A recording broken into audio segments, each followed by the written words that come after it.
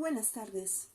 Los saluda Rosario Palacios Meléndez y en nombre de la Escuela de Posgrado de Lima les quiero dar la bienvenida a este curso sobre aspectos procesales del estado de emergencia debido al COVID-19.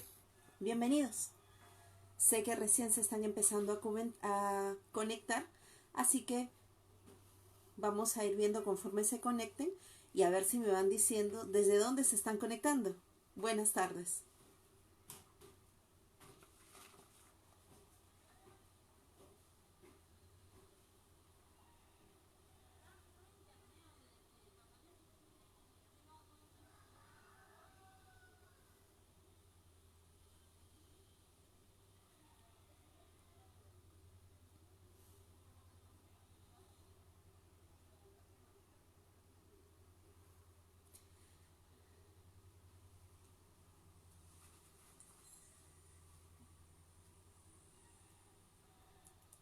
A ver, yo los voy a ir leyendo. Queremos empezar primero con un poco acerca de los comentarios que se van a ir dando sobre el tema de mi exposición, pero vamos a permitir que se vayan conectando. ¿Qué tal, Silvia? Bienvenida. Buen día, Miriam. ¿Qué tal? Hola, Junior. Buenas tardes. Hola, María. ¿Qué tal? ¿Desde dónde se están conectando para vernos?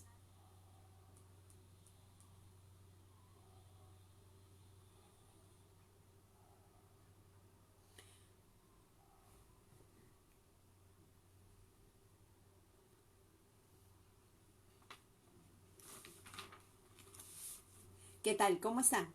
¿Qué tal ha estado tratando el tema de la cuarentena? ¿Cómo lo están pasando? ¿Qué planes para estos, esperemos, últimos días ya de cuarentena? Hasta más o menos fin de mes.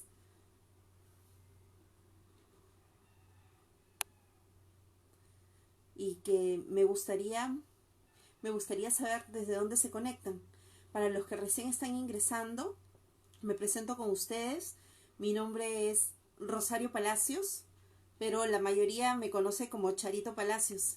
Y el día de hoy, mi tema pauteado para conversarles es acerca del proceso inmediato en tiempos de COVID-19.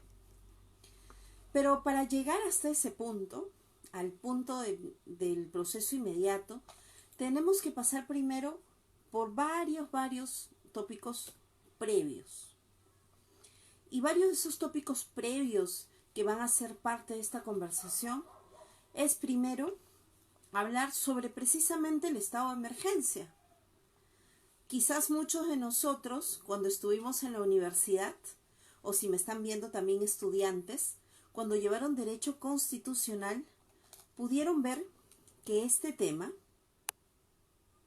a ver, déjeme ver, quiero poner, que este tema del estado de emergencia o el estado de sitio, es decir, las situaciones de excepción que se presentaban, solamente la vimos de manera teórica. Quizás muchos de ustedes, al momento de estudiar los estados de excepción, pudieron diferenciar teóricamente estos y pudieron conocerlos, o abriendo el peruano diariamente encontraban las descripciones de diversas ciudades que estaban en estado de emergencia, generalmente por razones de embates de la naturaleza, huaicos, lluvias, ¿no? Recordemos aquel estado de emergencia, por ejemplo, en el norte del país por el tema de la corriente del Niño.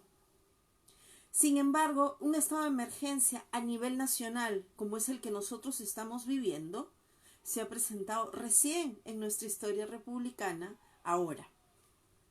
Y el estado de emergencia tenemos que entenderlo como el estado de excepción que va a permitir la restricción de ciertos derechos ante determinadas situaciones que perturban la paz, el orden interno o en caso de catástrofes o graves circunstancias que afecten la vida de la nación. ¿Y dónde nosotros encontramos regulado el estado de emergencia? Lo encontramos en el artículo 137 de la Constitución, nuestra Constitución de 1993, en la cual se distingue entre estado de emergencia y estado de sitio. De conformidad a este estado, todas las decisiones son decretadas por el presidente de la República, con acuerdo del Consejo de Ministros, por un plazo determinado, y puede abarcar parte del territorio o todo el territorio o parte de él. En este caso nos encontramos ante un estado de emergencia que abarca todo el territorio. Precisamente, el estado de emergencia va a ocurrir, primero, con 3 características esenciales, 3 que tenemos que identificar hoy. Ocurre en caso de perturbación de paz, orden interno, catástrofe o grave circunstancia que afecte la vida de la nación. Ese es el primer presupuesto para el estado de una emergencia. Segundo, un estado de emergencia puede durar máximo 60 días, según la Constitución, prorrogables por nuevo decreto. Tercero, los derechos relativos a la libertad, seguridad personal, inviolabilidad de domicilio, libertad de reunión, libertad de tránsito pueden suspenderse o restringirse. Pero no solamente nuestra Constitución regula el estado de emergencia. También el estado de emergencia lo encontramos en normas de carácter internacional o más conocido como derecho convencional. Tanto en el Pacto Internacional de Derechos Civiles y Políticos como la Convención Americana de Derechos Humanos, ambos ratificados por el Perú, contienen disposiciones relativas a las situaciones excepcionales que pueden dar lugar a restricción de derechos humanos, así como establecen un catálogo de derechos que no admite restricción. Algunos de la lectura de estas 3 normas, que viene a ser el Pacto Internacional de Derechos Civiles y Políticos, la Convención Americana de Derechos Humanos y la Constitución peruana, podría decir que hay una especie de contradicción. Sin embargo, lo que tenemos que hacer es una lectura conjunta e integral de estos 3 dispositivos legales a efectos de poder establecer contenido y alcances del estado de emergencia. El Pacto Internacional de Derechos Civiles y Políticos, en su artículo 4, nos da 2 precisiones. Primero, que ocurre en situaciones excepcionales que pongan en peligro la vida de la nación y cuya existencia haya sido proclamada oficialmente. Segundo, que las medidas de restricción de derechos deben darse en la medida estrictamente limitada a las exigencias de la situación, estableciéndonos pues un carácter de proporcionalidad de las medidas de restricción de la mano del estado de emergencia dictado, compatibles además con otras obligaciones que el Estado ha asumido a nivel de derecho internacional y que no deben ser discriminatorias. Por su parte, la Convención Americana de Derechos Humanos, en el artículo 27, nos dice que se dicta un estado de emergencia en caso de guerra, peligro público u otra emergencia que amenace la independencia o seguridad del Estado parte. Y que las medidas deben darse en la medida y por el tiempo estrictamente necesario, atendiendo a las exigencias de la situación y que tienen que ser compatibles con otros compromisos asumidos por el Estado parte a nivel de derecho internacional y no deben ser discriminatorias. Entonces, por un lado, tenemos a la Constitución que nos dice el plazo de duración de estado de emergencia, supuestos en los cuales debe aplicarse. Y tenemos los convenios internacionales que nos hablan acerca del estado de emergencia y qué derechos no pueden restringirse. Estos dispositivos interpretados en conjunto nos dan respuestas acerca de qué es un estado de emergencia y cómo lo vivimos actualmente. Habiendo aclarado la base teórica acerca del estado de emergencia, ahora toca conversar acerca de nuestro estado de emergencia. Y nuestro estado de emergencia ha sido declarado el 15 de marzo del presente año por el presidente de la República, anunciando a nivel nacional un primer periodo de 15 días, que este se ha ido prorrogando hasta en 2 oportunidades, que va a llegar hasta el 26 de abril, por lo menos es la fecha que manejamos, a través inicialmente del Decreto Supremo 044-2020 de la PCM. La finalidad de esta decisión fue prevenir, reducir la posibilidad de contagio de COVID-19 debido a que esta enfermedad se propaga por el contacto social de manera principal. Entonces, con el estado de emergencia y la declaratoria de este, vinieron consecuencias. ¿Y cuáles son las consecuencias de la declaratoria de un estado de emergencia? Vamos a tener 4 consecuencias. Primero, que se suspende o restringe el derecho a la inviolabilidad de domicilio. Es decir, durante el estado de emergencia, las autoridades no requieren la autorización de las personas para ingresar a su domicilio, ni mandato judicial, ni siquiera flagrancia. Importante, ¿no? Se suspende o restringe el derecho a la inviolabilidad de domicilio. ¿Qué quiere decir? Que cuando estamos sin estado de emergencia, existe ese derecho de manera plena. No puede ni personas ni autoridades ingresar a tu domicilio sin previo mandato judicial o ante existencia de flagrancia. Actualmente no interesa si es que hay flagrancia o no interesa si es que hay orden judicial. La policía y el ejército están facultados a ingresar a tu domicilio si es que ellos consideran que es proporcional hacerlo. Luego vamos a ver cómo sopesamos estas dos cosas, ¿no? La suspensión de los derechos con la protección también de los derechos, porque hemos visto que a nivel internacional eso también tiene que ser protegido. ¿Qué otro derecho se restringe o suspende? El derecho al libre tránsito en el territorio. ¿Cuántos de nosotros no hemos visto con pena desde el primer día que ya quizás ni siquiera pudimos llegar a nuestro destino final?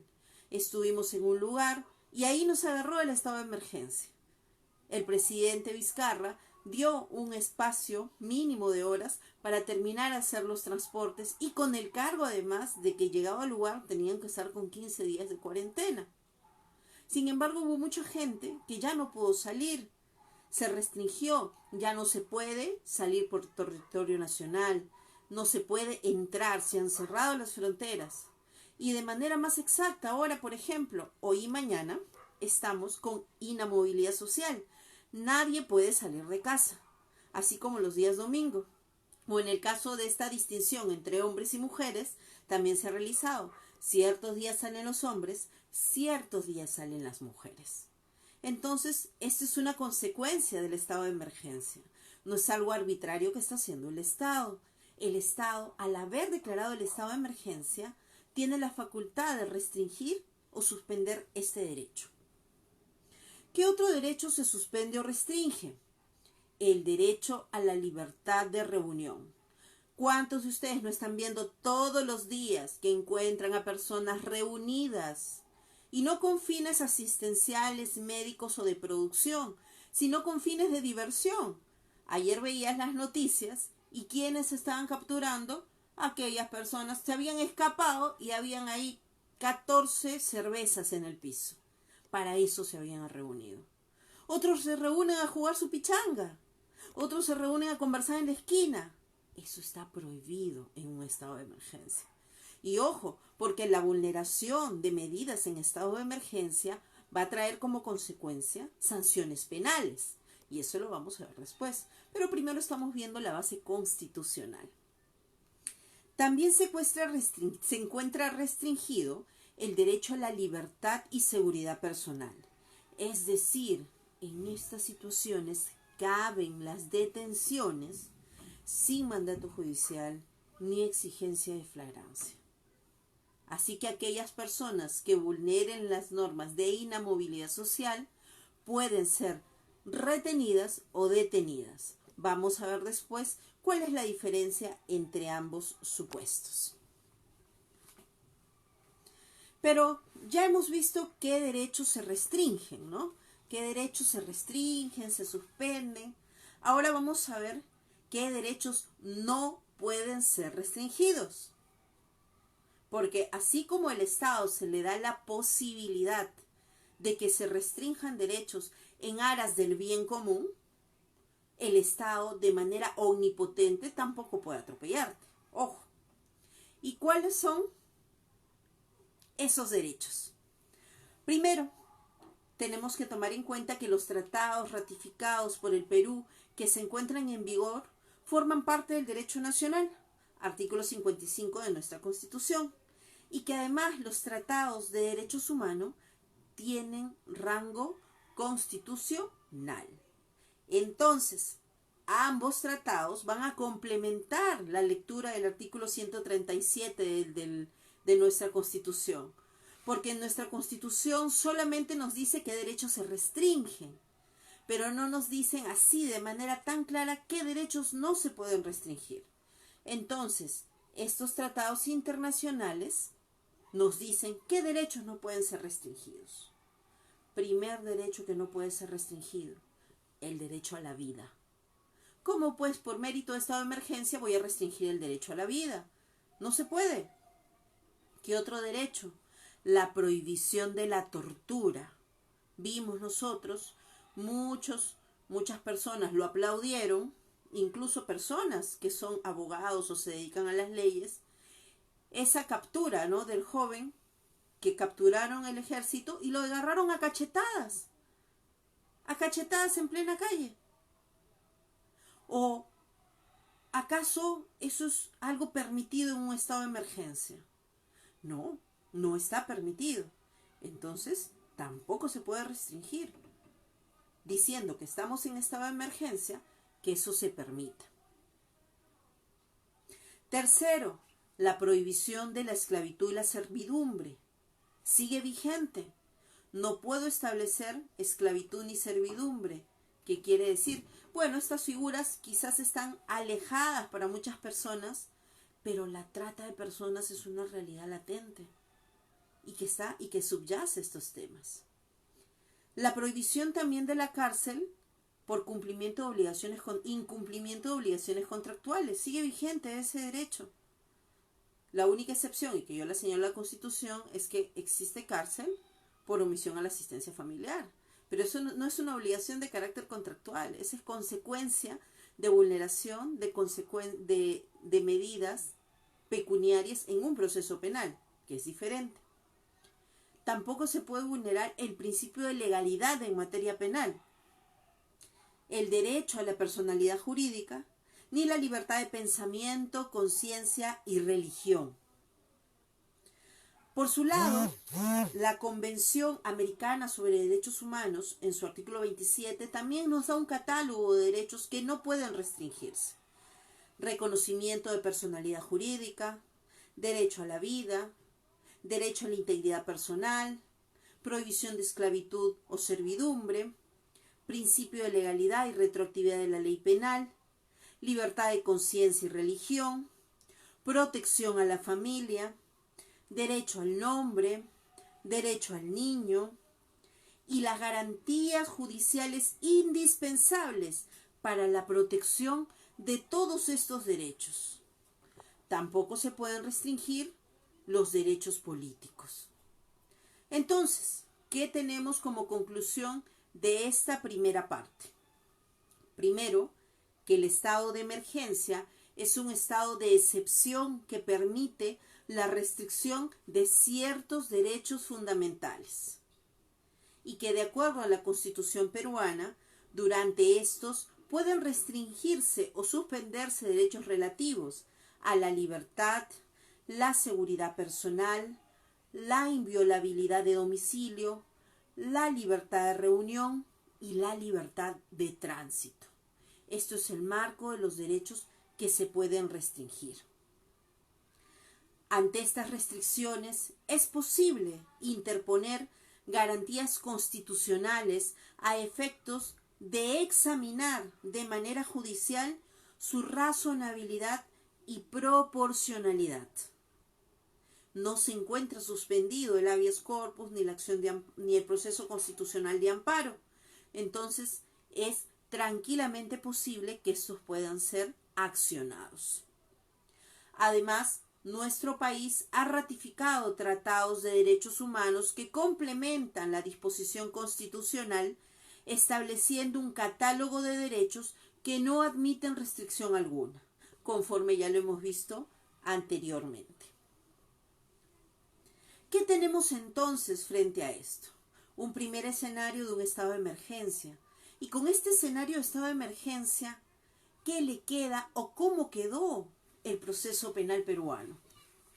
Actualmente, en la mayoría de distritos judiciales ya se encuentra vigente el Código Procesal Penal. El último distrito en entrar en vigencia este código del año 2004, que fue programado para un ingreso progresivo que empezó en el 2016 en Huaura y fue continuando paulatinamente. El último distrito judicial fue Lima Este. Y Lima Este estaba pauteado para que entre en vigencia en julio del año pasado, pero ingresó recién en octubre. 1 de octubre, 00 horas, y se tuvo el primer caso de proceso inmediato. ¿Y por qué el primer caso? Porque suelen ser los primeros casos del código procesos inmediatos, que es lo que nos trae a colación. Pero todavía no vamos a llegar ahí. Tenemos que seguir andando cerca del proceso y cómo éste se ha transfigurado con el estado de emergencia. Cuando el día 15 de marzo me encontraba viendo televisión en la noche y llegó el mensaje presidencial, no pensé que lo que había vivido de proceso hasta ese día iba a cambiar tan radicalmente. Un mensaje presidencial que dijo que entrábamos en cuarentena desde el 16 de marzo por 15 días y que establecía medidas de inamovilización social. Medidas que han ido de menos a más. ¿Y cómo se reflejó esto en el proceso penal? Primero, que se cerraron todas las sedes judiciales. Ya no había una mesa de partes, ya no había un poder judicial donde llegar de manera física, ya no había que ir al trabajo. Y eso fue un domingo en la noche. Recuerdo que fue domingo. Y el día lunes era mi último día de trabajo en la defensa pública. Yo había renunciado a defensa pública a inicios de ese mes porque iba a iniciar un nuevo proyecto. Jamás pensé que el tránsito de mi salida de la defensa pública al nuevo proyecto iba a pasarlo en cuarentena. Pero todavía me quedaba un día de trabajo y justo el último día era mi último día de turno. En la defensa pública hacemos turnos a veces de manera no tan seguida, pero hacemos turnos para brindar servicio en comisarías con detenidos. Y saben, ese día me llamaron de muchas comisarías y se tuvo que coordinar porque no sabíamos qué hacer. Salimos a trabajar, no salimos a trabajar, va a haber audiencias, no va a haber audiencias, y ahí empezó lo que hoy ya se está convirtiendo en una realidad. Primero, salió una resolución del Poder Judicial en la cual se establecía que haciendo oídos de las disposiciones del Estado, de la Presidencia del Consejo de Ministros, el Poder Judicial iba a acatar el estado de emergencia con diversas medidas. La primera medida, ¿cuál iba a ser? Cerrar las sedes y establecer juzgados de emergencia. Ahora ya sabemos qué son los juzgados de emergencia. Los juzgados de emergencia penales son aquellos que tramitan los casos urgentes, inaplazables. ¿Y qué será un caso urgente o inaplazable? Eso también se ha ido delineando conforme ha pasado el tiempo. Por ejemplo, se dijo urgente e inaplazable, habeas corpus, lo primero. Segundo, ¿qué más es urgente o inaplazable? Los requerimientos de prisión preventiva. Tercero, ¿qué más es urgente o inaplazable? Resolver situaciones de prolongación de prisión preventiva. Inicialmente los primeros días fue así. Hoy ya sabemos, en virtud de las disposiciones administrativas que han salido de cada distrito judicial, y si alguno de ustedes las requiere, me escribe, me manda un mensaje en esta publicación y yo con gusto le comparto todas las disposiciones a nivel nacional en las cuales hay un derrotero en común. Juzgado de emergencia solo va a atender casos urgentes inaplazables. Y el primer escollo, y ha habido el primer encuentro, o se podría decir la primera contradicción a nivel de distritos judiciales, ha sido respecto a la prolongación de la prisión preventiva. ¿Suspende o no suspende el estado de emergencia los plazos de prisión preventiva? Eso ha sido la primera discusión. ¿Y por qué ha sido esa primera discusión? ¿Suspende o no suspende? ¿Qué dicen ustedes? Nosotros tenemos un artículo en el Código Procesal Penal en el cual se establece el plazo de duración y también se establece, vamos a encontrarlo, el cómputo del plazo de la prisión preventiva. Y esta es una de las particularidades en lo cual todavía no hay un criterio uniforme y tendrá que haber un criterio, no creo que ya en estado de emergencia o quizás sí, pero que hay que determinar. Leamos para eso el artículo 275 del Código Procesal Penal. Aquellos que lo tienen a la mano me siguen con la lectura y los que no me escuchan. Inciso 1. No se tendrá en cuenta para el cómputo de los plazos de la prisión preventiva el tiempo que la causa sufriere dilaciones maliciosas atribuibles al imputado o a su defensa.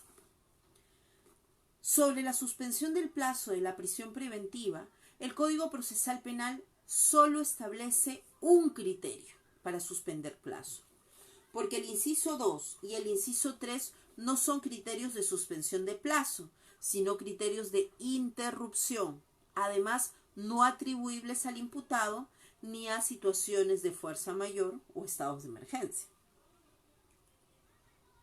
Y si nos remontamos a ese inciso número 1, ¿qué vamos a tener? Que solo se suspende el plazo de la prisión preventiva cuando la causa sufriere dilaciones maliciosas atribuibles al imputado. Nos preguntamos, ¿qué injerencia tiene el imputado para que se decrete un estado de emergencia? Ninguno, ¿no? A menos que el imputado sea el presidente o un miembro del Consejo de Ministros. Ninguno. Pero este criterio que parece tan claro no ha sido acogido en todos los distritos judiciales.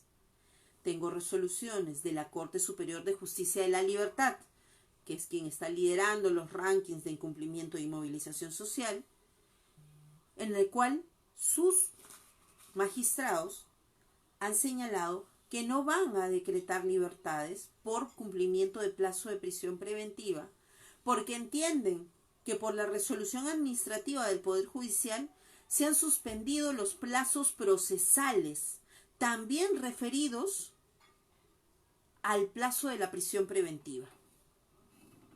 Y en la libertad, ¿qué han hecho? Están denegando libertades por cumplimiento de plazo de prisión preventiva. ¿Qué les parece? Ese es un criterio que está pasando en la libertad. Pero como siempre, la libertad tuvo sus encuentros con Guaura, y no me lo van a poder negar aquellos defensores que han estado siguiendo la implementación de la reforma procesal penal desde el año 2006, que Guaura tiene otro criterio. Y así como hay resoluciones de la libertad, también hay resoluciones de Guaura. ¿Y qué dice Guaura? En posición a la cual yo me alineo. Que una resolución administrativa, pirámide de Kelsen, señores, no puede derogar una disposición del Código Procesal Penal aprobado mediante decreto legislativo 957 y que por mandato constitucional tiene rango de ley. Es más allá del rango de ley, vayamos al título preliminar del Código Procesal Penal. ¿Qué nos dice el título preliminar? Vamos a regresar. El artículo 10 del título preliminar. Prevalencia de las normas de este título. Las normas que integran el presente título prevalecen sobre cualquier otra disposición de este código. Serán utilizadas como fundamento de interpretación. Y el artículo 7 del título preliminar nos habla de la vigencia e interpretación de la ley procesal penal. Y nos dice que la ley procesal penal es de aplicación inmediata, incluso a procesos en trámite, y es la que rige el tiempo de la actuación procesal. Y en su numeral 3 es claro, y nos dice: la ley que coacte la libertad o ejercicio de los derechos procesales de la persona, y esa ley, pues, sin duda es el cómputo de plazo de prisión preventiva, así como la que limite un poder conferido a las partes o establezca sanciones procesales, será interpretada restrictivamente. La interpretación extensiva y la analogía quedan prohibidas mientras no favorezcan la libertad del imputado o el ejercicio de sus derechos. Entonces, en la libertad están actuando contra ley, le están dando valor más allá de rango de ley a una disposición de carácter administrativo. Es como seguir dándole vigencia a una circular del Poder Judicial por encima de lo que dice el Código Procesal Penal. Entonces tenemos esas dos posturas, ¿no? Dos posturas, desde mi punto de vista, la de Guaura, más acorde con una interpretación debida del Código Procesal Penal, normas constitucionales y normas convencionales, versus la interpretación de la libertad, que dice que el estado de emergencia también suspende el cómputo del plazo de la prisión preventiva. Como siempre en el derecho penal, hay como en botica para escoger. Y para los fiscales, obviamente, será más conveniente decir que el plazo está suspendido. Para la defensa será más conveniente decir que el plazo no se suspende. Pero quizás hay una opinión intermedia, porque la fiscalía puede solicitar una prolongación de la prisión preventiva y ya mediante audiencia se va a llevar a cabo una decisión, previo debate, si corresponde o no prolongar la prisión preventiva. Y eso me lleva, al haber mencionado audiencia, a otra novedad que estamos viendo en torno a los procesos penales. En algún momento, cuando entró en vigencia el tema de la videoconferencia para procesos penales, se cuestionó acerca de la vulneración o no del derecho a la inmediación. ¿Qué quiere decir? Esta relación directa del juez con las partes, los órganos de prueba para tomar una decisión. Y decían cómo es que se va a resolver en audiencia, pero mediante una cámara. Eso es imposible. Y ¿saben? Llegaron hasta el Tribunal Constitucional.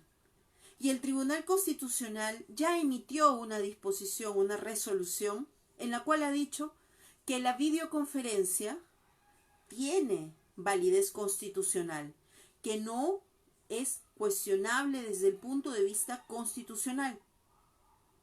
Y esta idea mental, esta plantilla mental, la podremos pasar de manera automática a lo que estamos viviendo ahora. Las audiencias que se están llevando a cabo de emergencia por razones o por vías telemáticas, a nivel de casi todas las cortes ya se aprobó que el uso, vamos a ver aquí, el uso del sistema de la plataforma Google Hangout Meet, para lo cual necesitamos solamente una cuenta de Gmail. Eso nos han dicho, ¿no? Ahora, todas las audiencias de emergencia van a ser virtuales. Pero, ¿saben? Una cosa es la videoconferencia y otra cosa es la conexión Google Hangout Meet. ¿Por qué? Lo he visto en la práctica. En estos días he tenido audiencia. Audiencia de juicio oral. ¿Saben qué hemos podido hacer nada más? Instalar con dificultad y diferir para otra fecha. Porque avanzar más es vulnerar derecho de defensa. Salvo que todos los integrantes del colegiado, los que van a participar en la audiencia, defensa, fiscal, procurador, jueces, todos, imputados, testigos, todos estén desde su casa con una conexión de internet altísima. que no permita congelamiento de imágenes, que se permita que se escuche de manera correcta. Difícil, ¿no? Difícil. Incluso ahora se están usando en algunos lados el Zoom. Pero ¿qué pasa también? Hay dificultad, pues hay dificultad, señores. Si bien somos un país que la brecha digital es muy amplia, no podemos. Acá en Lima es fácil hablar quizás y decir, hey, abramos una cuenta en Gmail, hagamos audiencia virtual y todos desde nuestras casas participemos. Pero pensemos en los casos en los cuales participa defensa pública como defensa necesaria.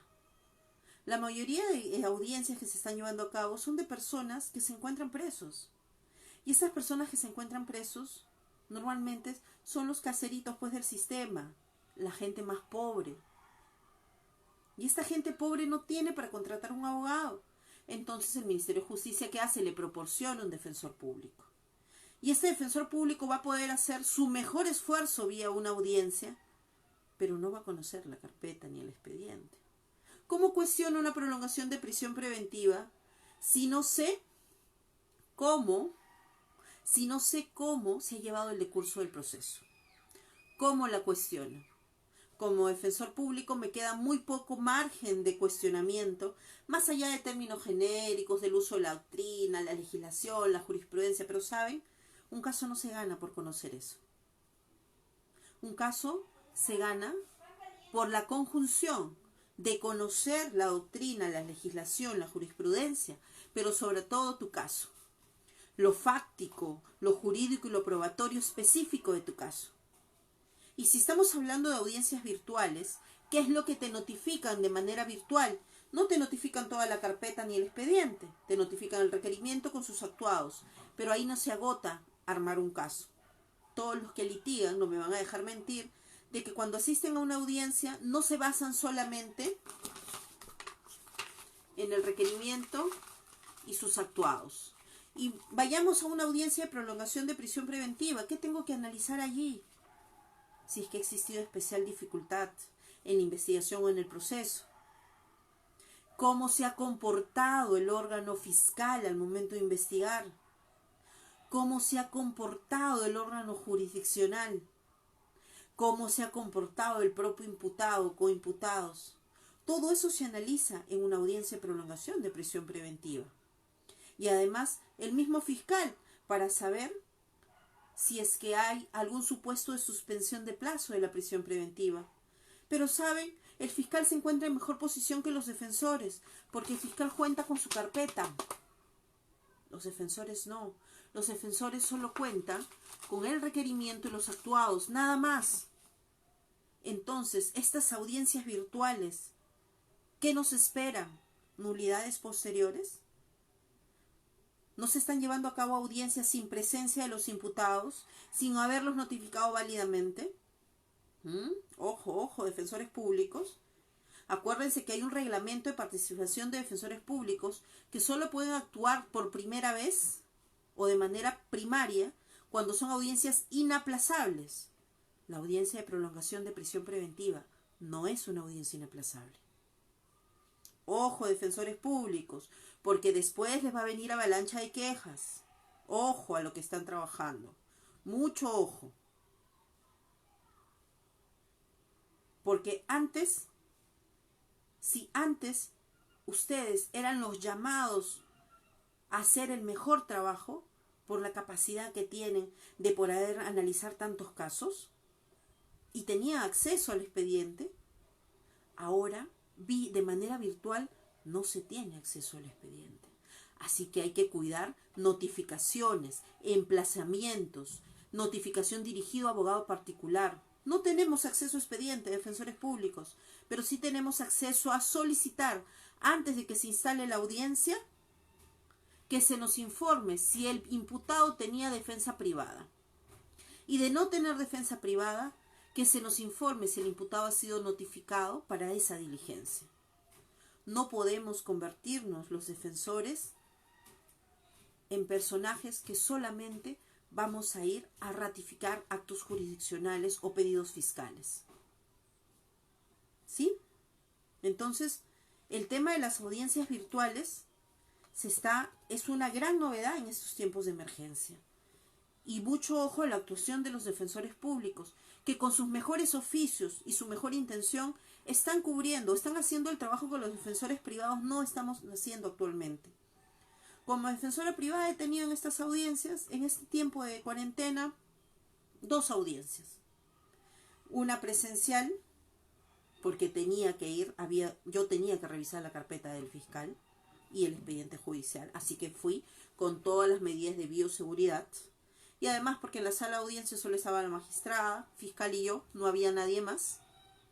Y luego otra audiencia más, pero ya de manera virtual. Pero es diferente, y la audiencia que más problemática nos va a traer es la prolongación de la prisión preventiva. Esta audiencia que nos va a permitir, o le va a permitir al órgano jurisdiccional mantener en prisión a alguien a quien ya se le está venciendo su periodo. Y es importante que debatamos, que no sea automático. El fiscal pide 6 meses, 9 meses de prisión preventiva y su argumento, coronavirus. Un momentito, señor fiscal, un momentito. El coronavirus no es per se el único fundamento que pueda meritar una prolongación de prisión preventiva. ¿Cuándo se formalizó la investigación preparatoria? ¿Se formalizó en julio del año pasado?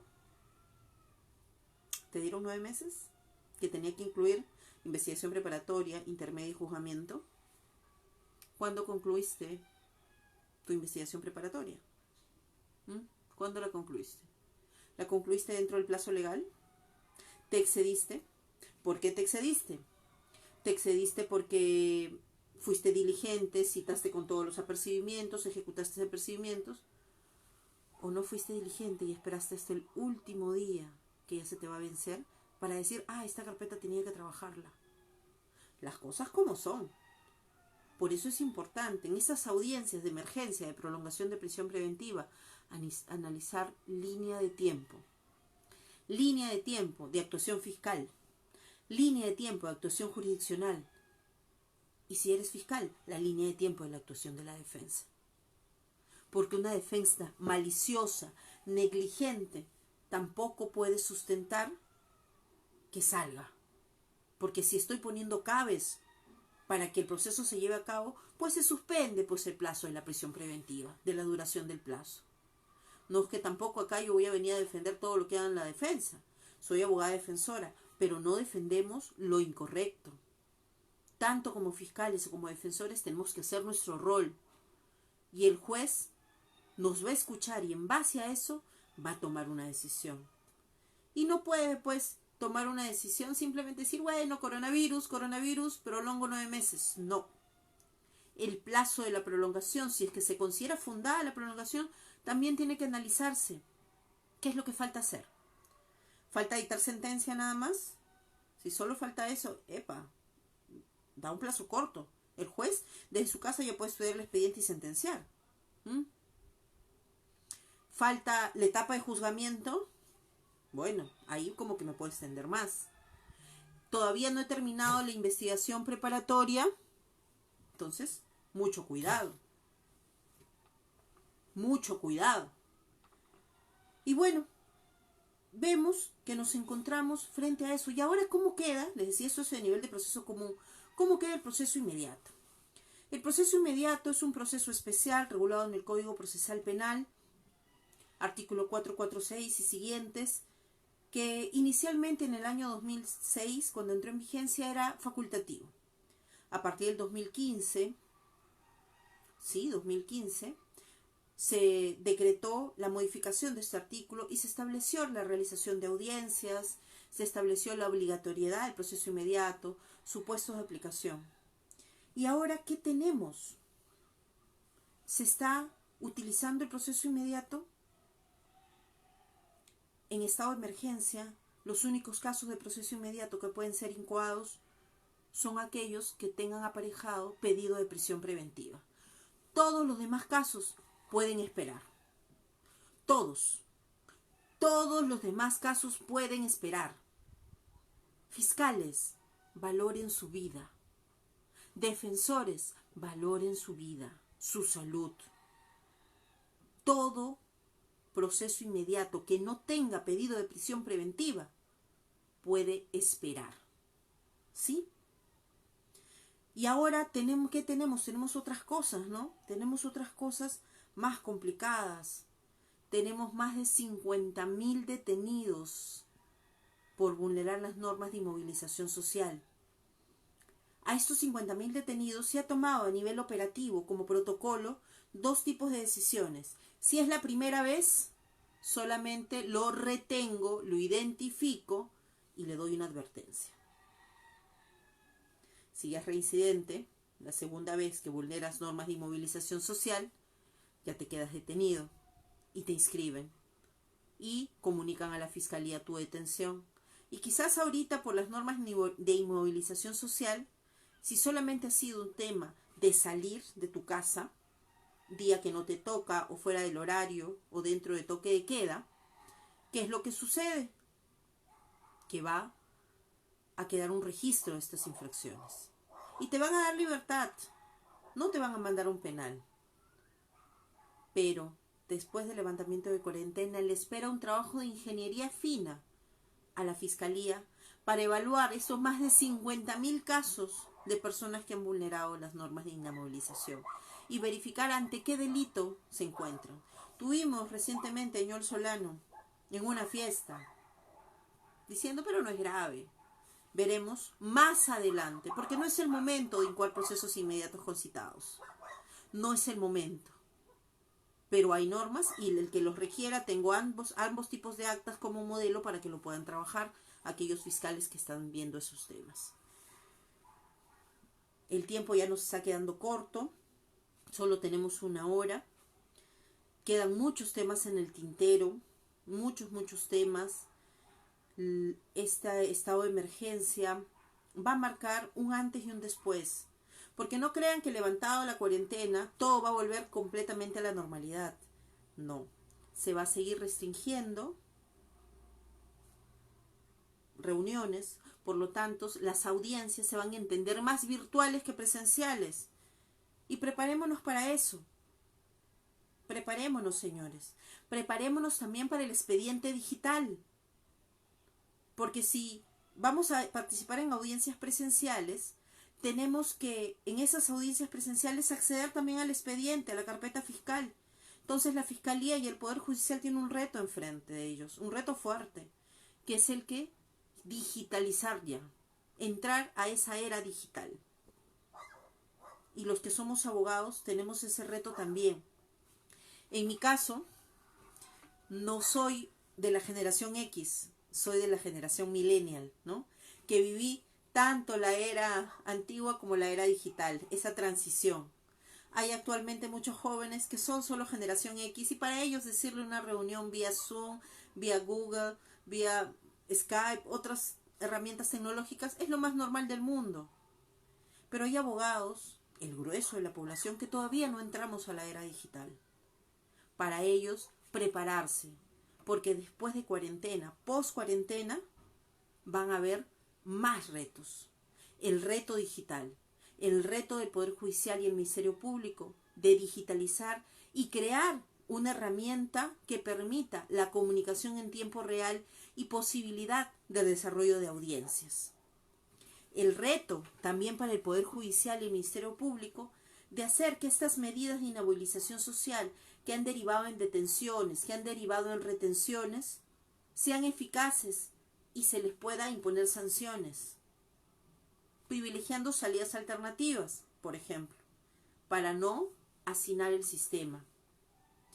Y un reto que se presenta también para los otros órganos, el Ministerio del Interior, un reto para el Instituto Nacional Penitenciario. Difícil, ¿no?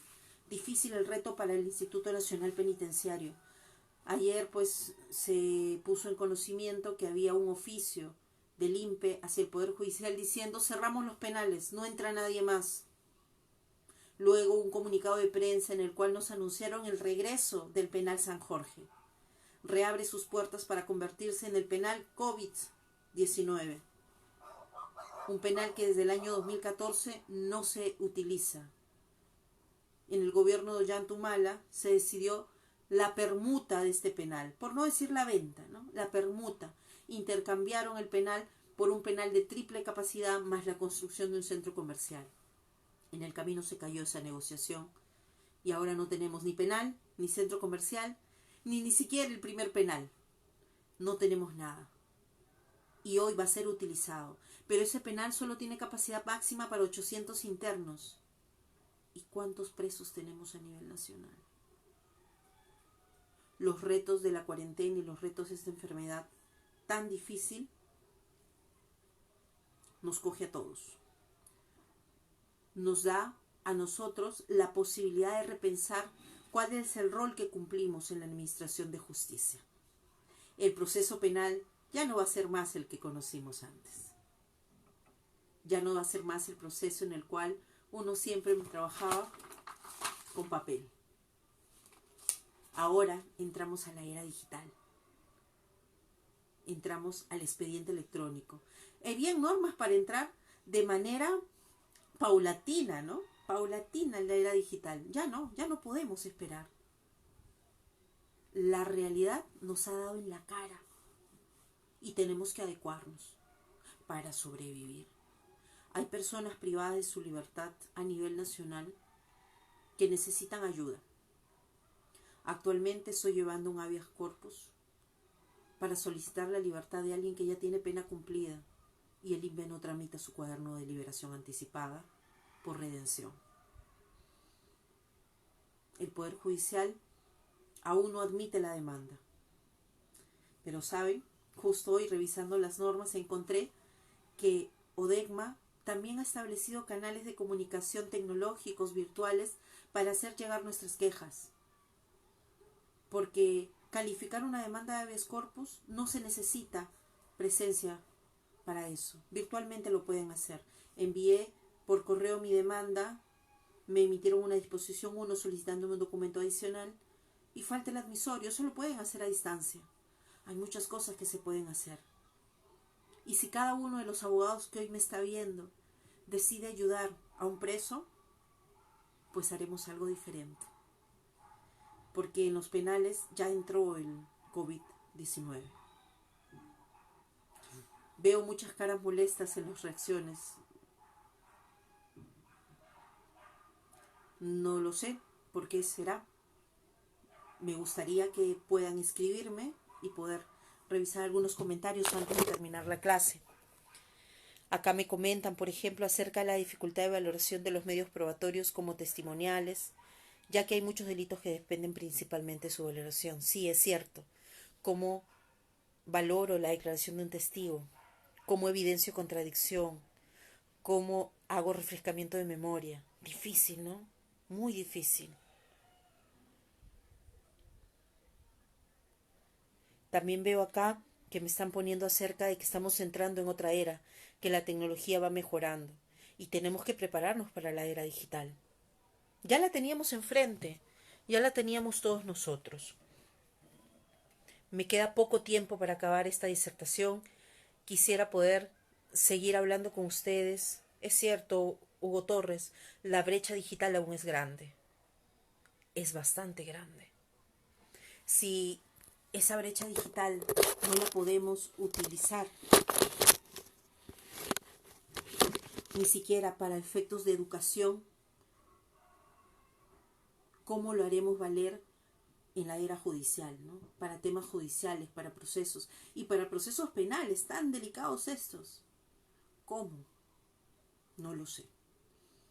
Nuevos retos, nuevas eras.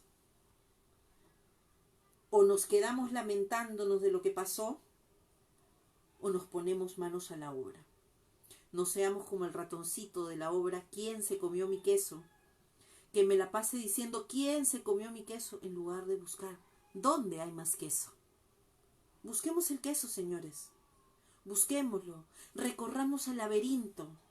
Porque si un nicho de queso se acaba, podemos encontrar otro nicho de queso. Y ese otro nicho de queso va a ser el ingreso a la era digital. Casi la mayoría de peruanos tiene un celular. La mayoría de abogados lo tenemos.